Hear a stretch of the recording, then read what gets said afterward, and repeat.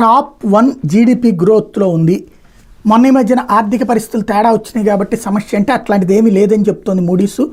Bharat GDP 2024 7.2% వృద్ధిని నమోదు చేస్తుందని అంచనా వేసింది. ఏడాదిలో వడ్డీ రేట్ల కోత ఉండకపోవచ్చు అని చెప్తోంది. ఆర్థిక వ్యవస్థ మెరుగ్గానే ఉన్నా కూడా ద్రవ్యోల్బణ రిస్కులు ఆర్బీఐ కఠిన ద్రవ్య విధానాన్ని కొనసాగించేందుకు దారితీయొచ్చని చెప్తోంది. తగిన ఆహార నిల్వలు ఉన్నాయి. పెరిగిన సాగుతో ఆహార ధరలు దిగొస్తాయి. రానున్న నెలలో ద్రవ్యోల్బణం ఆర్బీఐ నియంత్రిత లక్ష్యం 4% దిశగా తగ్గుముఖం పట్టచ్చు.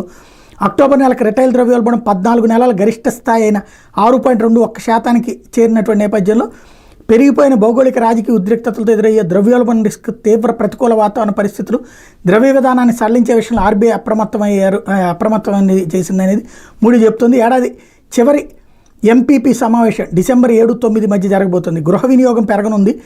పండుగల సీజన్లో కొనుగోళ్లు, గ్రామీణ ప్రాంతాల డిమాండ్ పుంజుకోవడానికి మూడీస్ తన వేదికలు ప్రస్తావించింది.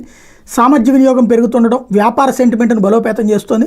మౌలిక సదుపాయాల కల్పన మీద ప్రభుత్వం అధికంగా ఖర్చు చేస్తుండడం ప్రైవేట్ పెట్టుబడులకి మద్దతుగా నిలుస్తోంది.